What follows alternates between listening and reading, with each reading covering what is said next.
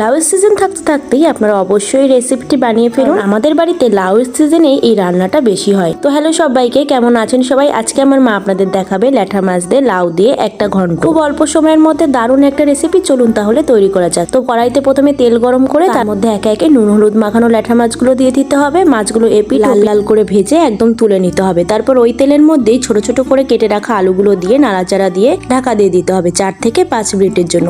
এরপর আলুগুলো ভাজা হয়ে গেলে তুলে নিতে হবে। তারপর একটুখানি তেল দিয়ে তার মধ্যে তেজপাতা, 1 চামচ মতো জিরে, একটুখানি গ্রেট করা আদা খুব ভালো করে নাড়িয়ে চাড়িয়ে নিতে হবে। এরপর তার মধ্যে ভেজে রাখা আলুগুলো দিতে হবে আর দিতে হবে কয়েকটা চেরা কাঁচা লঙ্কা। ঝালটা আপনারা আপনাদের পরিমাণ অনুযায়ী দেবেন। এরপর ভেজে রাখা ল্যাঠা মাছগুলো দিয়ে তার মধ্যে থেকে গ্রেট করে রাখা লাউটা দিয়ে দিতে হবে আর পরিমাণ মতো নুন দিয়ে খুব ভালো করে নাড়িয়ে চাড়িয়ে নিতে হবে। এরপর পরিমাণ মতো হলুদ দিয়ে আবার কিছুক্ষণ নাড়িয়ে চাড়িয়ে নিতে হবে, যেহেতু ঘন্ট ঘন ঘনই নাড়াতে হবে। এরপর ঢাকা দিয়ে দিতে হবে 5 থেকে 6 মিনিটের জন্য। ঢাকনা সরিয়ে দেখবেন লাউ থেকে জলটা ছেড়ে দিয়েছে। তারপর আরেকটুখানি নাড়িয়ে চাড়িয়ে আবার ঢাকা দিয়ে দেবেন। এরপর ঢাকনা সরিয়ে দেখবেন একদম লাউটা সেদ্ধ হয়ে গেছে। এবার জলটাও কিন্তু শুকিয়ে গেছে। এবার আবার কিছুক্ষণ ধরে 5 থেকে 6 মিনিট নাড়িয়ে একটুখানি জল দিয়ে দেবেন। তারপর আবার কিছুক্ষণ ধরে নাড়িয়ে চাড়িয়ে নেবেন। দেখুন এখানে কিন্তু আমাদের ঘন্টটা প্রায় তৈরি হয়ে গেছে। তার জন্য নামানোর আগে একটুখানি কর্নফ্লাওয়ার আর বাড়িতে তৈরি করে একটা ভাজা মশলা দিয়ে আবার লো ফ্লেমে কিছুক্ষণ ধরে নাড়াচাড়া দিয়ে দিতে হবে। দেখুন এখানে কিন্তু আমাদের ঘন্টটা একদম পারফেক্ট তৈরি হয়ে গেছে।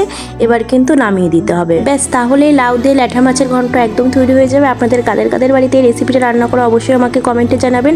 আর আমাদের রেসিপিটা ভালো লেগে থাকলে অবশ্যই চ্যানেলটাকে সাবস্ক্রাইব করবেন। ফেসবুক থেকে দেখলে অবশ্যই পেজটাকে ফলো করে দেবেন। আসি পরবর্তীতে আসবো আবার কোনো একটি ভিডিও নিয়ে। আপনারা সবাই ভালো থাকবেন, সুস্থ থাকবেন। ধন্যবাদ।